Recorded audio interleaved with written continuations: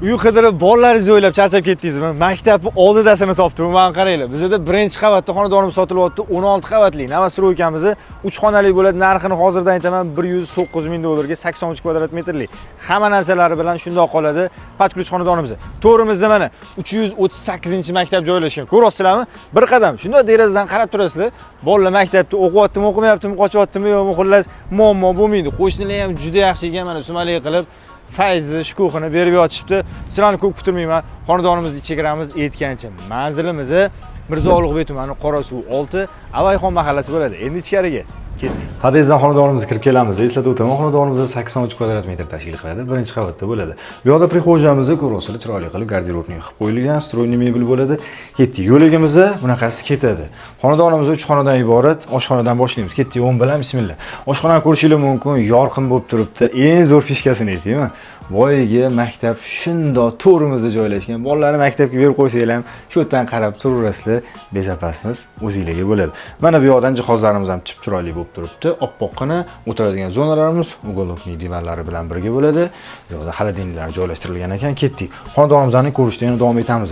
Yo'ligimizga qaytdik. Shu oshxonamizning ro'parasida umumiy hojatxonamiz joylashgan va yo'ligimizni keyin ko'radigan joyimizda umumiy yuvishxonamiz joylashgan bo'ladi. Mehmonxona qayerda desanglar, mehmonxona mana o'ng tarafda ko'rishingiz mumkin.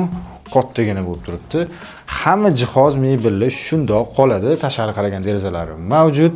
Ketdik, xonadonimizni yana ko'rishni davom etamiz. Yotoqxonalarimizga kelamiz. Endi yotoqxonamiz chap tarafdan master bedroom. Ya'ni mana ota-onalar uchun mo'ljallangan yotoqxona, o'zining yotoqlari, chomning aboylari bor ekan. O'zi yotoqxonaga mana shunaqa to'qroq aboy qilgan yaxshi. Nimaga aytsanglar, xonada babi yotoqxonalarda uxlanadi, dam oladi.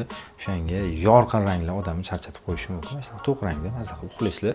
Tashqari qaragan mana bu xonamizda derazasi mavjud, radiator o'rnatilgan. O'zi xonadonimiz bo'ylab radiator isitishimiz orqali isitiladi xonadonimizni. Oshxonamizda ko'rmadinglar, men hozir yana bir marta ko'rsatib ketaman. Esimdan chiqibdi. Alohida kating sistemamiz qilingan bo'ladi. Avtonomniy isitiladi xonadonimiz. Endi qaranglar, bunaqasiga bu xonamizning o'zini umumiy yuvinish xonasi joylashgan bo'ladi. O'zini garderobniklari mana stroyli qilingan. Xonadonimizning yana bitta xonasi qoldi. Bolalar yotoqxonasi, ya'ni mana bu xonamizning yon qismida joylashgan bo'ladi. Ikkita o'zini yotog'i, mana tashqariga qaragan derazalari mavjud. Ikkita o'g'il bolalarga mana moslab qo'ysanglar bo'ladi. Bu yoqdan garderobniklari ham qilingan bo'ladi. Xonadonimizning umumiy maydoni 82 kvadrat metr tashkil qiladi. Narxi 109 ming dollar, 3 xonali bo'ladi. Qorasuv 6, Mirzo Ulug'bek, Avayxon turar joy majmuasi bo'ladi. Xonadonimiz birinchi qavatda, narxi 109 mingga juda ham zo'r narx deb o'ylayman. Ustiga kelinglar, gaplashinglar, talashinglar, yana yumshatib beraman deyishdi. Uy egalari qo'shimcha ma'lumotlarni pastki raqamga qo'ng'iroq qilib, joy egalari bilan birga baraka qilsanglar bo'ladi.